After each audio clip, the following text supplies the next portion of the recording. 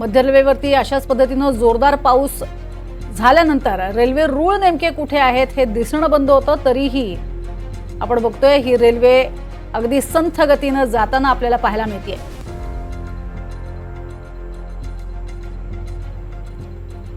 अधिक माहिती घेणार आहोत जुई जाधव, आमची प्रतिनिधी सध्या आपल्या सोबत आहे। जुई, प्रचंड पाऊस आपण पाहिलेला आहे, सध्या पावसाचे काय अपडेट समोर येतात? कारण पुढचे 3 ते 4 तास पाऊस कायम राहणार असा अंदाजही वर्तवला जातोय। प्रज्ञा, हवामान विभागाने पुढचे 3 ते 4 तास असाच मुसळधार पाऊस पडेल असा अंदाज दर्शवलेला आहे। त्यातच दुपारी 1 ते 1:30च्या सुमारास भरतीची देखील वेळ दिलेली आहे हवामान विभागाने। त्यामुळे जे पाणी साचलेलं आहे सकल भागात ते वाढण्याची शक्यता आहे। मी सध्या उभी आहे दादर स्टेशन या परिसरामध्ये। रेल्वे वाहतुकीवर परिणाम जो आहे तो झालेला आहे मुसळधार पावसाचा। आणि आत्ताच काही क्षणांपूर्वी एक अनाउन्समेंट देखील करण्यात आली की कुर्ला आणि ठाणे या भागामध्ये पाऊस असल्याने पाणी साचल्याने तिकडची वाहतूक ठप्प करण्यात आली आहे। तू माझ्या मागे पाहू शकतेस की नागरिकांची प्रचंड गर्दी झालेली आहे, नागरिकांचे हाल झालेले आहेत।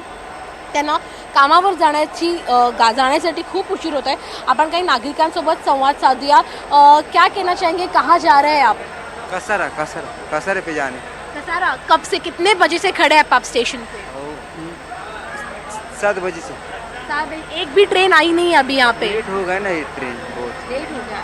प्रज्ञा, कसाऱ्याला जाणार आहे हे प्रवासी आहेत, इतरही काही प्रवासी आहेत। काय सांगशील, कुठे जायला निघालायस तू? Change popular. ट्रेन किती वाजतात कधी आणि किती वाजेपर्यंत उभा आहेस तू?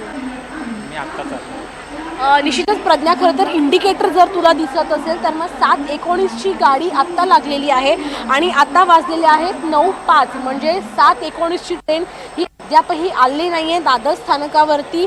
आणि नागरिकांची मोठी प्रचंड गर्दी जी आहे ती आपल्याला या दादर स्थानकावरती पाहायला मिळत आहे। आणि नागरिक इथे खरं तर आपला बस्ता मांडून आहेत, कारण का 2 तास झाले तरीही ट्रेन अजून आलेली नाही आहे।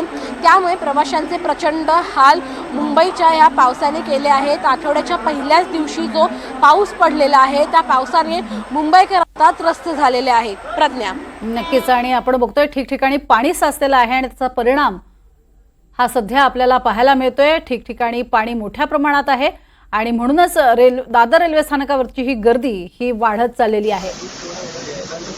धन्यवाद जुई या संपूर्ण माहितीसाठी। मात्र आपण ही दृश्य बघतोय